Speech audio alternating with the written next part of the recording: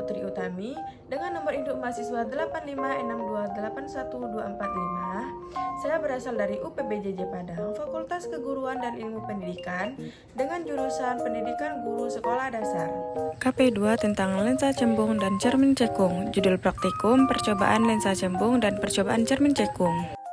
Dalam kehidupan sehari-hari, cermin dan lensa adalah alat optik yang sering kita jumpai.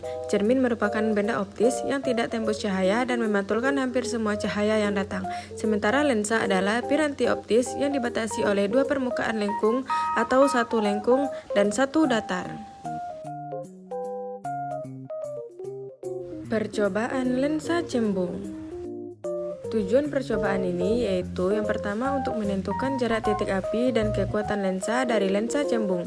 Yang kedua untuk menentukan jarak titik api dari cermin cekung. Alat dan bahan yang digunakan yaitu yang pertama ada meja, lensa cembung, dinding, lilin, dan mistar. Langkah percobaan. Langkah pertama, susun lensa dan letakkan di depan layar dan sumber cahaya. Nyalakan lilin, aturlah posisi benda dan lensa sedemikian rupa hingga pada layar terbentuk bayangan yang paling tajam. Setelah bayangan paling tajam diperoleh, kita akan mengukur jarak benda yaitu jarak dari lilin ke lensa dan jarak bayangan dari lensa ke layar.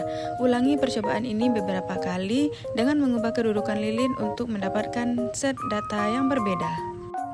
Pertama, jarak benda 3 cm dan jarak bayangan 6 cm.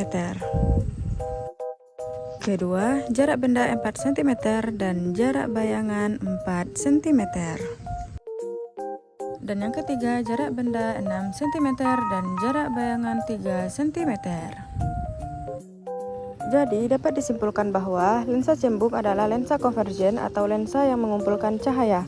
Percobaan ini bertujuan untuk menentukan jarak fokus dan kekuatan lensa dengan mencari bayangan nyata yang terbentuk pada layar yang secara otomatis menghasilkan bayangan terbaik.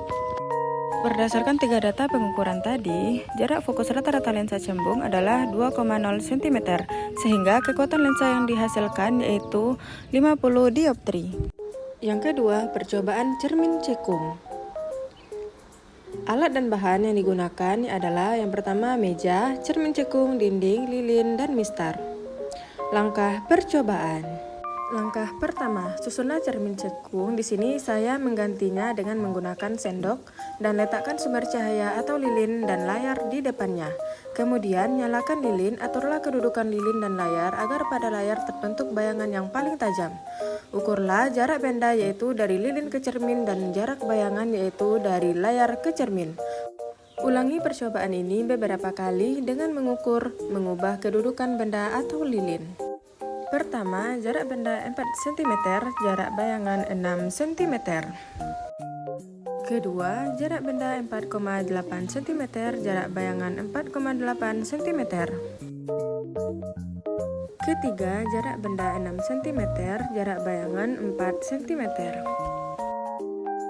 Jadi, dapat disimpulkan bahwa cermin cekung adalah cermin konvergen atau cermin yang mengumpulkan cahaya yang dapat memantulkan hampir semua cahaya yang datang.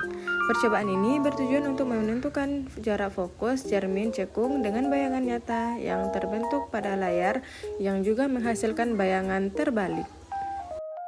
Berdasarkan ketiga data pengukuran tadi, jarak fokus rata-rata cermin cekung adalah 2,4 cm.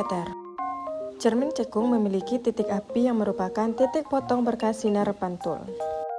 Secara umum, hasil kedua percobaan menunjukkan bahwa baik lensa cembung maupun cermin cekung dapat digunakan untuk membentuk bayangan nyata asalkan benda diletakkan di luar titik fokus mereka dan jarak fokusnya dapat ditentukan secara konsisten menggunakan persamaan yang sama.